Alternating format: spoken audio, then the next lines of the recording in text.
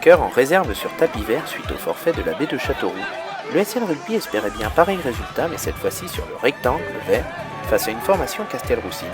Vainqueur il y a 2 ans dans le théâtre du Centre Fresno, pour un match qui reste encore dans la mémoire et le travers de la gorge des Orangers. Toujours aussi solides physiquement et adossés au léger vent, les visiteurs occupent en premier le camp adverse. Bien calculés sur leur ligne, les Léogarciens, plus joueurs et plus mobiles, saisissent la moindre opportunité pour trouver la faille.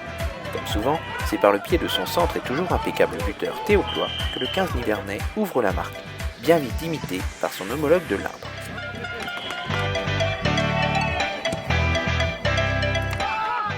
Constamment repoussé dans ses 22 mètres, le SL plie mais ne rompt pas et s'appuie sur une défense aussi pugnace qu'efficace. Sûr de sa force, la formation Castelroussine pilonne la ligne orange sans pour autant parvenir à la franchir.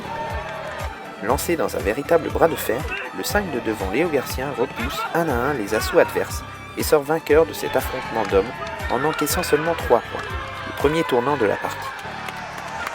Le second tournant, lui, ne se fait pas attendre et intervient quelques secondes plus tard seulement, quand Antoine Coutier, l'ailier léogarcien, sur le coup d'envoi, contre le dégagement adverse et file planter seul la première banderille de l'après-midi.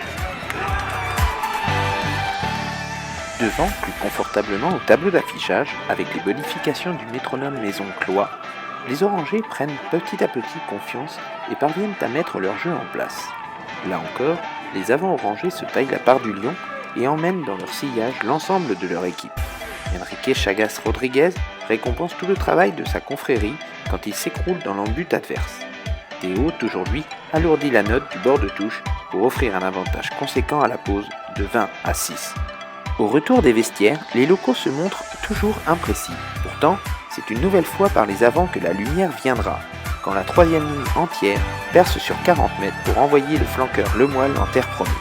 La fin de match à sens unique permettra aux avants orange de se mettre encore en évidence, avec 3 groupés pénétrants d'école, tous transformés par le numéro 12 orangé. Le barreau d'honneur Castelroussin adoucira la note finale même si la revanche reste salée. Auteur d'un premier bloc parfait en réserve comme en première, les Léogarciens peuvent savourer leur week-end de relâche. Le second bloc de match s'annonce déjà croustillant.